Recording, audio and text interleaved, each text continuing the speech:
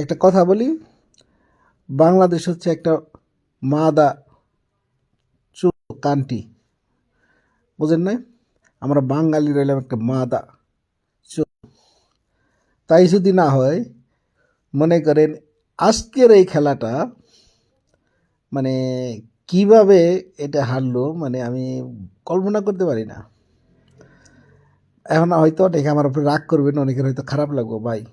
এখন যে একটা সিচুয়েশন ছিল, বাংলাদেশের সাথে ইন্ডিয়ার একটা চলতেছে ঝামেলা, তাই না? এই ঝামেলার মধ্যে বাংলাদেশের মনে করেন আজকে যে জিততে পারতো, আমাদের সম্মানটা কোথায় যে দাঁড়াইতো। আমরা আসলে এমন একটা জাতি না, আসলে কোনো দিক দিয়ে সাকসেস নাই।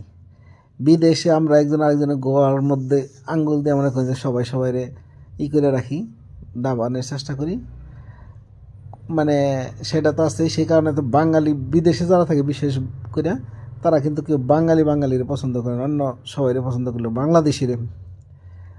আর দেশে মনে করেন যে আছেই তো খোঁচাখুচি, একজন আরেকজনের ভালো দেখতেই পারে না, আমরা জাতিটা এইরকম। সেগুলো সবই গেল, সবই মানলাম, কিন্তু এই যে একটা কাজ করলো আজকে মনে করেন খেলায়, এইটা কি সম্ভব যে এই খেলাটা হারা?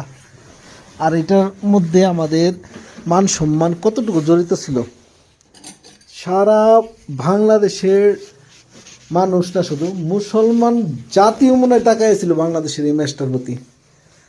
আর আল্লাহর কি বিচার, মানে পৃথিবীতে তো একটা রাষ্ট্র আছে মানে হিন্দুত্ববাদী নিয়ে খুবই অত্যাচার করে মুসলমানদের উপর, বিশেষ করে মানে আজকে খালি দেশ না, ধর্ম নিয়েও একটা বিষয় হয়ে গেছে। আজকে জিততো তাহলে আমরা অনেক প্রাউড ফিল করতে পারতাম। এখন মানে ওইখানে যদি দেখেন ইউটিউবে কমেন্টগুলাই দেখলাম, অনেকে লিখছে যে বিপ মাই ফেভারিট, গরুর মাংস আমার ফেভারিট, এইগুলো বইলা মানে কত খুশি আমার কথা, কতগুলো কষ্ট লাগে কমেন্টগুলো দেখলে। তো বাংলাদেশের কি অবস্থা, এই ম্যাচটা বাংলাদেশ হাইরা পুরো জাতি, মুসলমান জাতি, বাংলাদেশ, আরও বাংলাদেশের বাইরে যারা মুসলিম জাতি আছে সবার মাথা একদম মাটিতে নোয়াই দিল। সাবাস বাংলাদেশ, সাবাস বাংলাদেশি আমরা। কারো খারাপ লাগলে লাগতে পারে, আমার যেটা কষ্ট লাগছে আমি সেটা আমার মনের কষ্টটা প্রকাশ করলাম।